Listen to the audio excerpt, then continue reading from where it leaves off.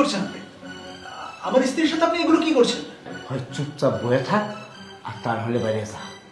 ফকির বাবা, আপনি পানি দেওয়ার পর থেকে না আমার জন্য শরীরের মধ্যে কেমন কেমন করতেছে।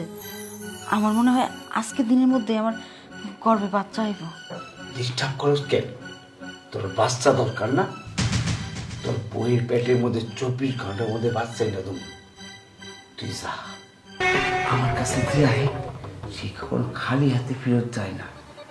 ভাবি,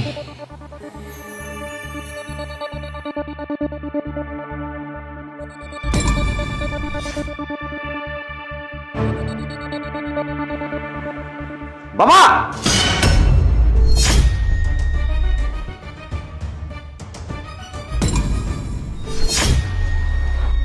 আমার জন্ম তো তার পিতা না হলে না এই থাপ্পড়টা তোমার গালে বসাই দিতাম। লজ্জা লাগে না? কতদিন তোমার মানা করছি, কতবার বলছি। আমরা বড় হইছি, আমরা সমাজে চলাফেরা করি, আমাকে আত্মীয় স্বজনের সাথে চলাফেরা করতে হয়, সম্পর্ক রাখতে হয়, কথা বলতে হয়। কত লজ্জা থাকতো তাহলে এই কাজটা করতাম না। একটা সপ্তাহ শুধু শ্বশুর বাড়িতে গেছিলাম, শ্বশুর শাশুড়ি অসুস্থ, তাদের দেখতে। আবার তুমি শুরু করে দিচ্ছ বাড়িতে ওনাদেরকে আইনা কি সব বাজে উল্টোপাল্টা কাজ করতেছ। সেই ছোট্টবেলা থেকে তোমারে আমি দেখে আইতেছি বন্ডামি করো। এই বন্ডামি করতে করতে করতে করতে শেষ পর্যন্ত বুড়ো হয়ে গেল। আজ পর্যন্ত মানুষ হলে না। আমার বাবা ডাকতে তোমারে ঘৃণা লাগে।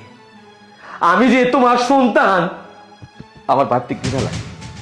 আল্লাহর কাছে শুধু একটা কথাই কই, একটা ফকিরি ঘরে জন্ম দিতে পারো না আমারে, একটা ভিক্ষুক করে জন্ম দিতে পারো না আমারে।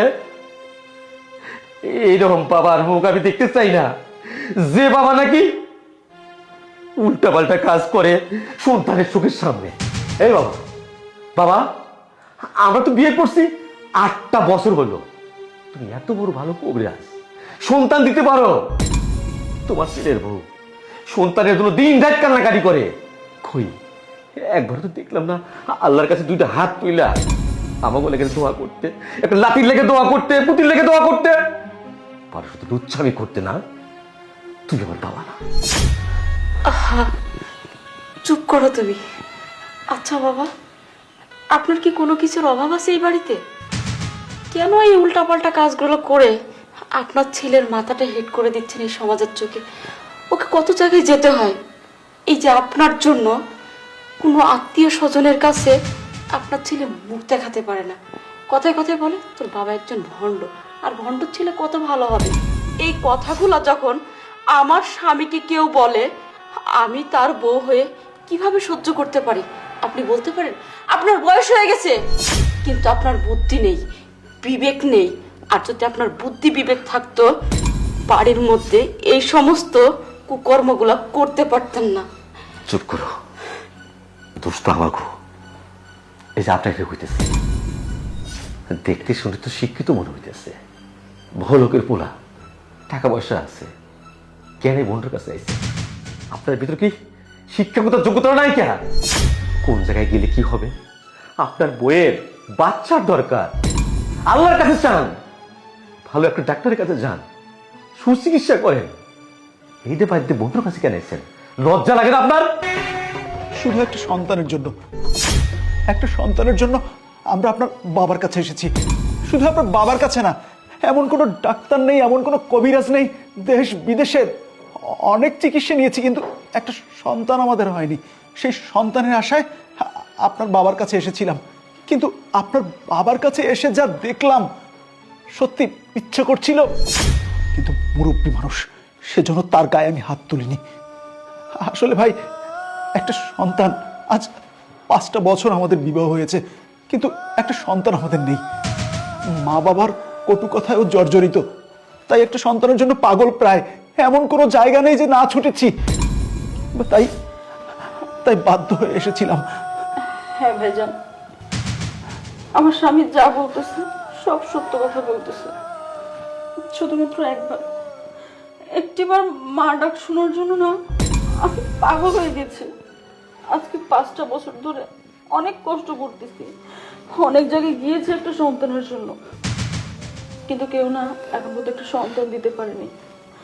আমাদের বাড়ির আশেপাশে অনেকেই বলল ওনার কবিরাজি নাকি অনেক ভালো।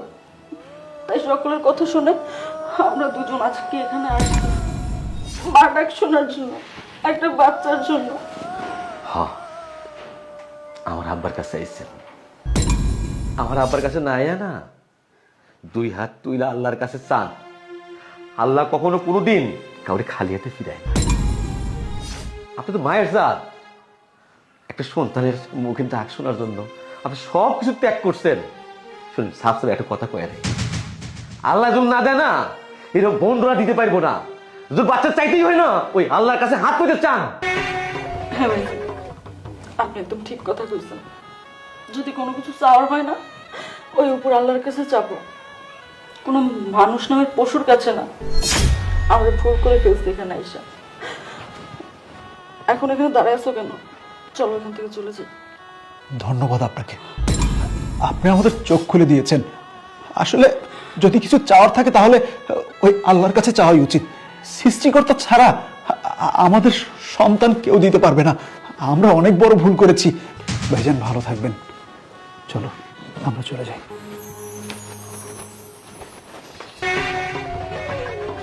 এখানে দাঁড়িয়ে আর কিছু দেখার বাকি আছে তোমার? আমি এই পাপ পরিতারে একদম থাকতে চাই না। আমি থাকবো না এই সংসারে। হ্যাঁ, ঠিকই কইছো, আমিও থাকবো না। কই যাবি? তুই যাবি কেন? যাবো তো আমি এই বাড়ির থেকে। অন্যায় তো তুই করস নাই, আমি করছি। এই ছোট্টবেলার থেকে তুই আমার এই বড্ডবিল লেখা মানা করছস।